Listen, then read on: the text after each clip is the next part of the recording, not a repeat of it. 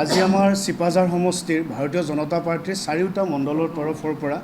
আপোনালোক সংবাদ মাধ্যমক সকলোকে ধন্যবাদ জ্ঞাপন কৰিছোঁ। আমাৰ যি আজি প্ৰেছ মিটৰ কাৰণে আপোনালোকক আমন্ত্ৰণ জনোৱা হৈছিলে, তাতে আপোনালোক সঁহাৰি দি ইয়াত উপস্থিত থকাৰ বাবে। আমাৰ প্ৰথম কথা হ'ল, ভাৰতীয় জনতা পাৰ্টিৰ আমাৰ চিপাঝাৰ সমষ্টিত বৰ্তমানেও 78,000 আমাৰ কাৰ্যকৰ্তা আছে। এই কাৰ্যকৰ্তাৰ জৰিয়তে আমি আমাৰ যি এক্টিভ মেম্বাৰৰ আমাৰ প্ৰচেছ আছিলে, সেই প্ৰচেছ আমাৰ 78,000 আৰু এইসকল কাৰ্যকৰ্তাৰ জৰিয়তে বৰ্তমান আমাৰ চিপাঝাৰ বিধানসভা সমষ্টিৰ আমাৰ ভাৰতীয় জনতা পাৰ্টিৰ আমাৰ সংগঠন মজবুতভাৱে আমি চলি আছোঁ। কিন্তু আৰু তাৰ মাজতে আপোনালোকক কৈ লওঁ যে আপোনালোক সকলোৱে দেখিছেই যে আমাৰ আগৰ যি লোকসভা ইলেকশ্যন আছিলে, তাতো আমি বিশাল ভোটেৰে আমি আমাৰ সন্মানীয় বৰ্তমান আমাৰ ৰাজ্যিক সভাপতি শ্ৰদ্ধাৰ দিলীপ শইকীয়া মহোদয়কো আমি এই চিপাঝাৰ সমষ্টিয়ে আমি জয়ী কৰাৰ ক্ষেত্ৰত আমি ভূমিকা গ্ৰহণ কৰিছিলোঁ। কিন্তু আমি দুখৰ বিষয়, আমি আজি আপোনালোকৰ ওচৰত এইবাবেই প্ৰেছ মিট দিবৰ কাৰণে বাধ্য হৈছোঁ। আমাৰ যি মিত্ৰজোঁটৰ ধৰ্মৰ ক্ষেত্ৰত আমি কাম কৰি আছোঁ, আমাৰ মিত্ৰজোঁট হিচাপে আমাৰ যি অগপ দলটি আমাৰ লগত আছে, সেই দলটোৰ কিছুসংখ্যক ব্যক্তিয়ে, বিশেষকৈ এগৰাকী ব্যক্তিয়ে আজি আমি কিছুদিন ধৰি, বিশেষকৈ পঞ্চায়ত নিৰ্বাচনৰ পিছ মুহূৰ্তৰ পৰাই আমি দেখি আহিছোঁ যে মিত্ৰজোঁটৰ যি ধৰ্ম, সেই ধৰ্ম তেওঁলোকে পালন কৰা দেখা নাই। কাৰণ আপোনালোক সকলোৱে জানে যে আমাৰ চাৰিটা আমাৰ ইয়াতে জিলা পৰিষদ আছিলে। সেই চাৰিওটা জিলা পৰিষদৰ ভিতৰত এটা জিলা পৰিষদ আমাৰ যি মিত্ৰজোঁটৰ ধৰ্ম বা নিয়ম বা তেওঁলোকক যিটো আমি সন্মান দিব লাগে, সেই সন্মান দি পেলাই আমি এটা সমষ্টিত তেওঁলোকক এৰি দিছিলোঁ। কিন্তু তাতো আপোনালোকে দেখিছে বা আমাৰ হাততো তাৰ তথ্য প্ৰমাণ সকলো আছে যে তেওঁলোকৰ সেইগৰাকী ব্যক্তিক জয়ী কৰাৰ ক্ষেত্ৰত আমাৰ প্ৰতিগৰাকী কাৰ্যকৰ্তাই দিনে ৰাতিয়ে কিন্তু কাম কৰিছিল। কিন্তু আপোনালোকক আমি আজি স্পষ্টভাৱে ক'ব পাৰোঁ যে তেওঁলোক অগপ হিচাপে যিটো অকলে সেই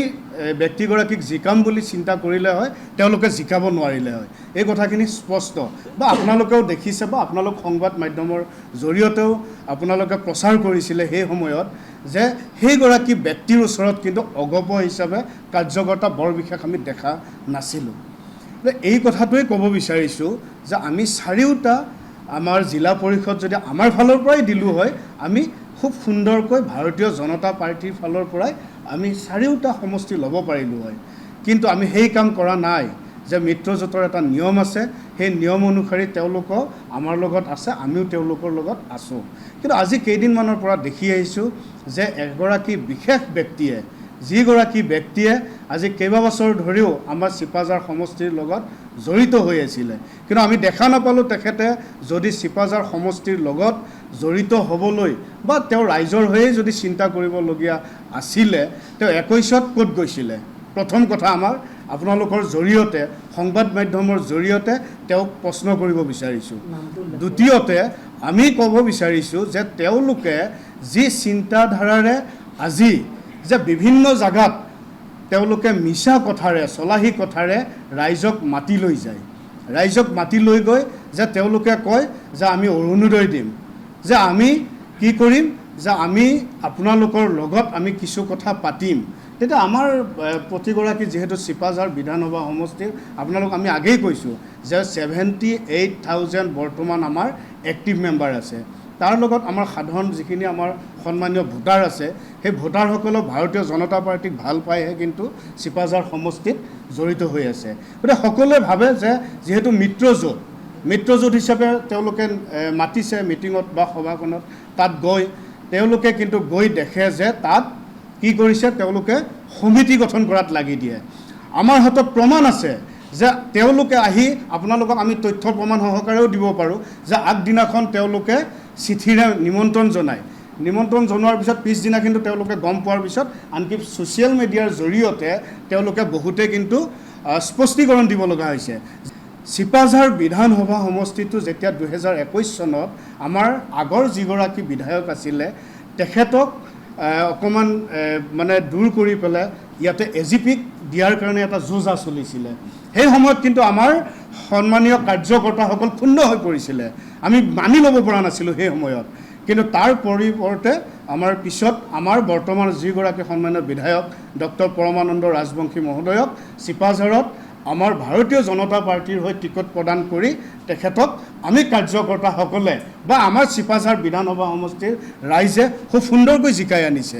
তাৰ পিছত আপোনালোকে দেখিবলৈ পাইছে আমাৰ লোকসভাৰ ইলেকশ্যন আহিলে লোকসভাটো আমাৰ চিপাঝাৰ বিধানসভা সমষ্টিয়ে আমাৰ গোটেই অসমৰ ভিতৰতে হাইষ্ট ভোট দি লোকসভাত এটা আমাৰ ভাল ৰিজাল্ট দিবৰ কাৰণে সক্ষম হৈছিলে তেনেকুৱা নহয় তেওঁলোকে তেওঁলোকৰ সংগঠন মজবুত কৰিলে তাৰ কাৰণে আমি আদৰণি জনাম মিত্ৰজোঁটৰ যিহেতু দল এতিয়া আমাৰ লগত আছে আমি আদৰণি জনাম তেওঁলোক সক্ৰিয় হোৱা মানে আমাৰ দলটো সক্ৰিয় হোৱা আমি সক্ৰিয় হৈ থকাৰ কাৰণে তেওঁলোক সক্ৰিয় হৈ থাকে তাত ক'ব লগা একো নাই কিন্তু তেওঁলোকৰ সেই সন্মানীয় বিশেষ ব্যক্তি এগৰাকীয়ে যিটো শব্দ কৈ ফুৰিছে যে চিপাঝাৰ বিধানসভা সমষ্টিত বিজেপিক শূন্য কৰিম এই শব্দটোৱে আমাৰ সন্মানীয় যিসকল কাৰ্যকৰ্তা আছে সেই কাৰ্যকৰ্তাসকলে ইতিমধ্যে ক্ষোভ প্ৰকাশ কৰিছে আৰু ইতিমধ্যে আমিও আমাৰ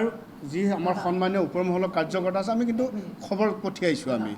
ওপৰ মহলৰ সন্মানীয় ব্যক্তিক হেনো মাটি প্ৰদান কৰিছে যাৰ জৰিয়তে আমি টিকট পাম এনেকুৱা কথাটো বৰ্তমান আমাৰ সন্মানীয় নৰেন্দ্ৰ মোদী ডাঙৰীয়াৰ চৰকাৰৰ দিনত আমাৰ যিগৰাকী মহান ব্যক্তি আমাৰ মুখ্যমন্ত্ৰী মহোদয়ে এই সময়ত উচ্ছেদ কৰি আছে আমাৰ ইয়াৰ পৰা দূৰ কৰিব বিচাৰি আছে আমাৰ প্ৰথম আৰম্ভ হৈছিলে চিপাঝাৰ বিধানসভা সমষ্টিৰ পৰা উচ্ছেদ অভিযান আৰু সেই সময়ত এনেকুৱা মানে লেতেৰা মন্তব্যৰে তেওঁলোকে আমাৰ ৰাইজক বিবুদ্ধিত পেলাই পৰিছে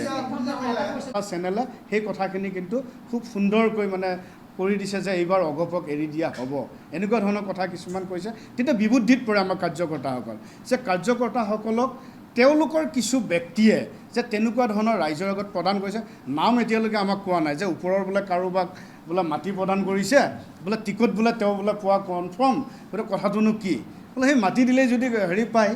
আমাৰ সকলো গৈ পেলাই দেখোন বিধায়ক হ'ব পাৰে তেওঁক আমি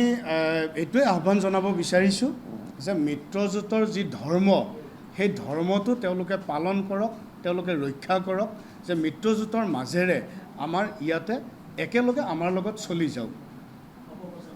এটা অপপ্ৰচাৰবিলাক তেওঁলোকে কৰিব নালাগে অপপ্ৰচাৰৰ মাজেৰে আমাৰ ৰাইজক বিভ্ৰান্তত পেলাব নালাগে এই কথাখিনি আপোনালোকৰ মাজেৰে আমি আজি ক'ব বিচাৰিছোঁ